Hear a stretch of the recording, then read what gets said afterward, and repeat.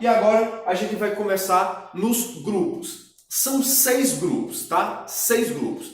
Dos 6, em 4 eu vou dar uma maior importância. 2 é somente para o aluno que quer ficar craque em protozoários. Se você tem interesse somente de buscar um conhecimento para uma prova que vai ter amanhã mais simples, está com a corda no pescoço, não tem tempo de analisar tudo, fique com os 4 primeiros. Se você quiser ser um cabeção, um gabaritador, quiser tirar 10 sem risco nenhum, você vê os 6 e faz as suas anotações, tá? Risópodes ou sarcodíneos. Risópodes ou sarcodíneos, eles têm como principal representante as amebas, tá? Milton, qual o formato do corpo das amebas? Ameboide, tá? O ameboide, o formato ameboide, que é justamente aquilo que não tem formato nenhum, ele deriva da ameba, tá? Aqui vocês estão vendo o seguinte, a ameba está se alimentando, então ela está, através dos pseudópodes, ela está trazendo a célula que está sendo predada aqui, pode ser uma bactéria, pode ser um protozoário, pode ser uma alga, como a gente falou, ela está trazendo, ela gera 2 projeções, essas projeções abraçam a célula que está sendo engolida, né? Está sendo deglutida aqui, está sendo ingerida, e ela traz para dentro do seu citoplasma. Quando essa célula está dentro do citoplasma, vai ocorrer a digestão intracelular. Se esses pseudópodes forem gerados no sentido de locomoção, ela gera as projeções, ela lança as projeções se fixam e puxam. Se fixam, lança as projeções se fixam e puxam, e assim vai. Beleza? São os pseudópodes, que são utilizados tanto para locomover-se quanto para alimento. Ó, aqui, por exemplo, são pseudópodes. São projeções do citoplasma. Tá? O citoplasma vai ali na frente, se fixa, ou então capta o alimento e depois volta. Tranquilo. São indivíduos de água doce ou salgadas, tá? Tem tanto em água doce ou salgadas. E o principal representante são as amebas. Aqui tem Entamoeba sp, por quê? Porque a gente conhece algumas. Tem a Entamoeba histolítica, tem a Entamoeba gingivalis, tem algumas entamoebas aí que fazem, muitas delas, partes da nossa biota normal, tá? Uma coisa interessante que a gente vai ter que descrever mais na frente, então já vou aproveitar agora, é que o seguinte, além dos pseudópodes e do formato de ameba, esses indivíduos, quando eles forem de água doce, não necessariamente as amebas só, mas todos os protozoários que forem de água doce, eles têm uma organela acessória bem específica, e isso cai muito em questões, que é esse daqui, ó, é o vacúolo contrátil ou pulsátil. Geralmente esses indivíduos de água doce, a concentração de soluto dentro deles é maior do que o ambiente externo, então a tendência natural é que entre água, para que haja o controle osmótico, tá? Então, quando está entrando água em demasia, água em excesso, quando está entrando muita água, quando esse diabo aqui está se afogando, certo? Aí o que é que se faz? Esse vacúolo, ele captura essa água e joga para fora. Agora, isso não acontece uma vez não, isso acontece o tempo todo, porque o tempo todo a água vai tentar dissolver a quantidade de excesso de soluto que está dentro do protozoário. Então, toda hora o protozoário está entrando água e o vacúolo contrátil ou pulsátil está jogando água para fora, tá? A gente vai ver isso em todos os protozoários que são de água doce. No caso, vacúolo, pulsátil ou contrátil, a intenção é jogar o excesso de água para fora do corpo, tá? Por quê? Porque toda hora a água, de acordo com a osmose, ela está tentando trazer equilíbrio, tá? Vamos lá. O segundo grupo são os ciliófora. Ciliófora ou ciliados. Se são ciliados, significa que esses indivíduos se locomovem por pseudópodes, flagelos, cílios ou não se locomovem? Pense aí. Eu espero em Deus que você tenha dito cílio, porque se não, filho, tá perdido o negócio para você. Eles se locomovem através de cílio e o principal representante dessa parada aqui é o paramécio, tá? Vocês estão vendo os cíliozinhos aqui, ó. Isso daqui, lembrando o seguinte, isso daqui é como se tivesse sido feito um corte nele, tá? Mas ele vamos dizer assim, tem um corpo esférico achatado, tá? É achatado e por todo o corpo dele tem cílios. Aqui é como se fosse somente um corte, trazendo aqui algo bidimensional para que vocês possam perceber, tá? Então aqui, ó, os cílios, esses cabelinhos aqui. O paramécio, ele tem duas questões interessantes, ó. Primeiro é que ele tem uma estrutura digestória mais complexa e os cílios, a locomoção, tá? Mas a estrutura digestória mais complexa é pelo fato do seguinte, aqui, ó, na parte ventral vem de ventre, então aqui na parte da frente do paramécio existe uma entrada, um sulco, tá? Uma entrada. Essa entrada recebe o nome de citóstoma, tá? De citóstoma. É como se fosse uma boca. É como se fosse uma boca. Pessoal, é um citóstomo, alguns chamam de citoprocto, sem problema nenhum. É como se fosse uma boca, vamos dizer assim, o começo de uma boca, tá?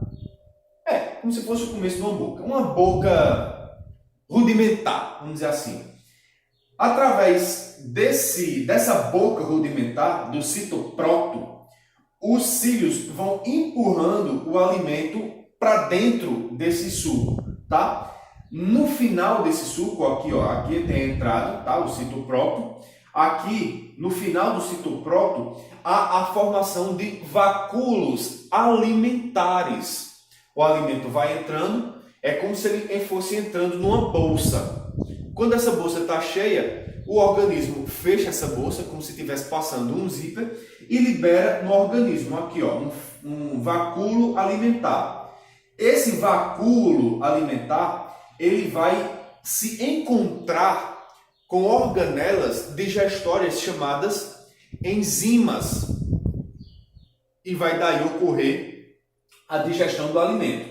Quando esse alimento é digerido, geralmente gera excretas, né? Ou sobras alimentares, sobras da digestão. Essa sobra da digestão, ela vai ser lançada para fora do organismo, para fora do protozoário, através do citoprígio, que é como se fosse o ânus ou, eu falei fino agora, ou o furículo, né? É como se fosse o furículo do protozoário, o furículo final, ponto final do sistema digestório, tá? Nos demais é basicamente englobar o alimento, digerir e acabou-se. Mas aqui tem uma boca rudimentar, tem um ânus rudimentar, tem a formação do vacúolo digestório e assim vai, tá bom? Aqui uma fotinha do bicho se locomovendo e é nóis. Vamos para o próximo. O próximo, ó, é o zoomastigófora, ou somente mastigófora, para quem é mais cabeção aí. Milton, pode aparecer os dois aqui, pode, zoomastigófora ou somente mastigófora, por isso que zoo está entre parênteses, porque é opcional, ou ainda os flagelados, que são aqueles indivíduos que se locomovem através de flagelos, tá? Os flagelos podem ocorrer de 1 a dezenas. Não necessariamente isso daí vai divergir na classificação dentro deles, pelo menos não para ensino médio, e servem para se locomover usando o serpentear, né? Como se fosse uma cobra. São indivíduos de vida livre ou podem também ser parasitas. Aqui a gente tem dois parasitas. Por exemplo, aqui é a giardia, tá? Que pode causar em você a giardíase. E aqui, ó, a gente tem um videozinho, um gifzinho que mostra o tripanossoma. O tripanossoma é o protozoário que causa a doença de Chagas, tá? Eles podem ser de vida livre ou parasitária, aqui tem dois exemplos, e eles podem viver em colônias sésseis. Milton, o que são colônias sésseis? são colônias que ficam fixas no substrato, não se deslocam, tá? Um exemplo aqui é o Codociga, que eu falei lá nos primeiros slides. O Codociga, eles se juntam, parecem os conócitos lá das esponjas, tá? Quando a gente vê esponjas, a gente vai ver que as esponjas têm células bem parecidas com essas daqui, tá? São células de colarinho, que se juntam e formam várias, formando uma colônia só, parecendo como se fosse um indivíduo só, tá? É interessante saber o seguinte também, eles podem viver numa relação mutualística. Por exemplo, os flagelados, os mastigóforos ou os zoomastigóforos, eles moram, alguns deles, mutualisticamente dentro do organismo de cupins. O cupim por si só não consegue digerir a celulose, que é a proteína, que é o... A proteína não, Jesus, que é o carboidrato, é o polissacarídeo, que está lá na planta, tá? Que reveste, faz a parede celular das células das plantas. O cupim não consegue digerir aquela celulose. Quem digere são esses protozoários. Eles digerem o alimento para o cupim, gerando nutrição ao cupim. Em compensação, o cupim oferece tanto alimento quanto proteção, tá? Um cede uma coisa boa, o outro devolve outra coisa boa, um ajuda o outro de forma mútua, por isso mutualismo. Os principais representantes são os dois já citados, a giardia e o trypanosoma, tá? E para encerrar aquele grupo de 4, que eu falei que são os mais importantes, tem aqui os esporozoários ou apicomplexa. Esporozoários por quê? Porque eles se manifestam na forma de esporos, principalmente. Daí eles não possuem estruturas de locomoção, tá? Todos os esporozoários são parasitas, inclusive de seres humanos. Aqui a gente tem 3 exemplos. Aqui a gente tem o Toxoplasma gondii, causador da toxoplasmose. Aqui a gente tem o Plasmodium, que através da chegada, através do mosquito Anopheles, tá? Ele vai causar em nós a malária. A malária, inclusive, é a doença parasitária que mais mata ainda hoje, tá? E aqui a gente tem um exemplo de pneumocistes, que vai causar uma pneumonia. Eles são esporozoários por quê? Porque quando eles, sendo 100% deles parasitas, quando eles não estão parasitando o seu hospedeiro, eles ficam, é como se eles desidratassem e ficassem na forma de esporos, como se fosse um grãozinho de areia, tá bem durinho, e eles conseguem sobreviver nessa forma esporozoária por muito tempo. Quando eles encontram os seus hospedeiros, aí os seus hospedeiros aí se desenvolvem novamente e começam a se reproduzir e aí dá continuidade ao seu ciclo de vida, tá? Principais representantes, características gerais, eles não se locomovem, são esporos. Aí já foi, vamos para o próximo. Gente, ó, falei que tinha 2 grupos que estavam um pouco à margem, tá? No estudo de protozoários, que são os actinópodes e os foraminíferos. Para ser bem rápido aqui, os radiolários e os heliozoários, que formam juntos os actinópodes, eles são protozoários que têm várias projeções saindo do seu citoplasma, tá? Os heliozoários dão o aspecto de serem parecido com o Sol, né? Hélio vem do Sol, são indivíduos de água doce. Os radiolários são indivíduos de água marinha e têm menos projeções, uma coisa mais parecida com uma estrela, tá? Aqui parecido com o Sol, aqui parecido mais com uma estrela. Uma grande sacada para diferenciar um do outro é que os radiolários apresentam uma carapaça proteica no interior deles. Então você bateu o olho num bichinho desse aqui, numa prova, numa questão, viu a carapaça? Radiolário. Não tem a carapaça, mas parece o Sol, parece uma estrela, você já mata que é heliozoário. Além, é claro, dessas diferenças aqui, que os radiolários são de vida marinha e os heliozoários de água doce. E para encerrar, os foraminíferos. É um grupo que está praticamente extinto, tem pouquíssimos representantes, tá? Que tem umas carapaças porosas. Porosas por quê? Porque existem poros, pequenos furinhos nessas carapaças, por onde saem os pseudópodos.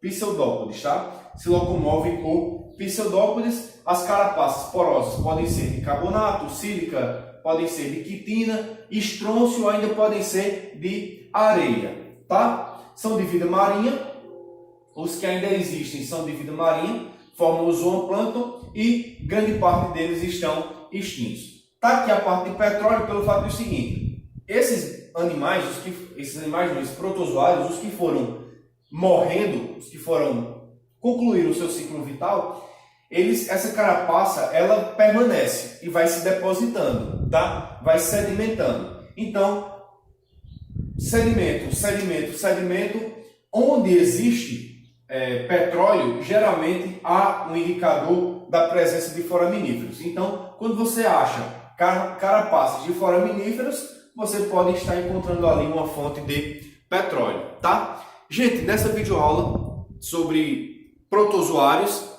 a gente vai ficando por aqui. Uma aula que eu não trouxe tanta informação específica a respeito de cada grupo, primeiro porque vocês não aprendem, segundo porque vocês não vão usar. O que vocês viram aqui dá para levar de boa, tá? A gente vai ter uma segunda aula sobre algas, depois uma terceira aula sobre protozooses, e vocês depois assistam essas duas aulas aí quando estiverem disponíveis no canal. No mais, aquela lenga todinha, blá blá blá, vocês deixem um like, se inscrevam no canal quem gostou, quem tiver dúvidas nos comentários, eu aguardo vocês nas próximas aulas. Valeu, tchau!